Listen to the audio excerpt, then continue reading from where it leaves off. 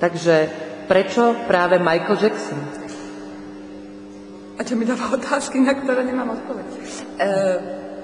Michael Jackson preto, lebo už na základnej škole Robo Šuta, ktorý bol do mňa 3 roky, ma hrozne pochválil, lebo som mala jediná z triedy originálku, kazetu Bad.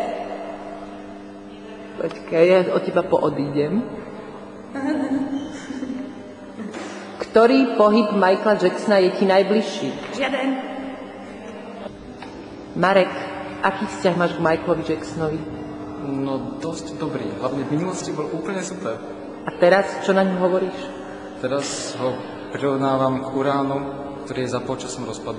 Chcel by si vyzerať aspoň trošku ako on? Nie, radšej jak Tiaďa.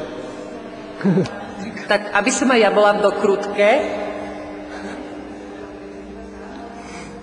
Bola som v dokrutke. Vypni mi to, Zuzka, prosím ťa.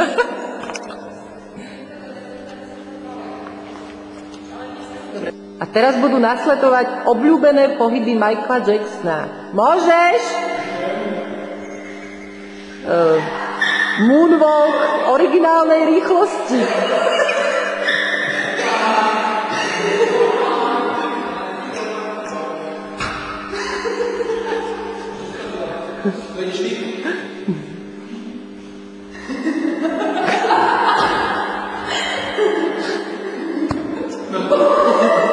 Môžeš?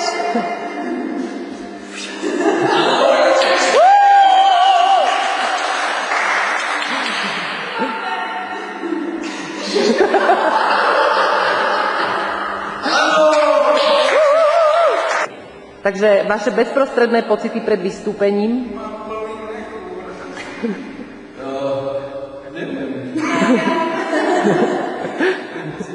Tešíte sa? Ale samozrejme.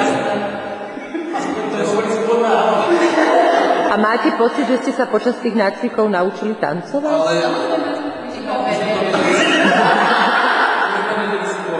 Takže pozdravte divákov televízie Markíza.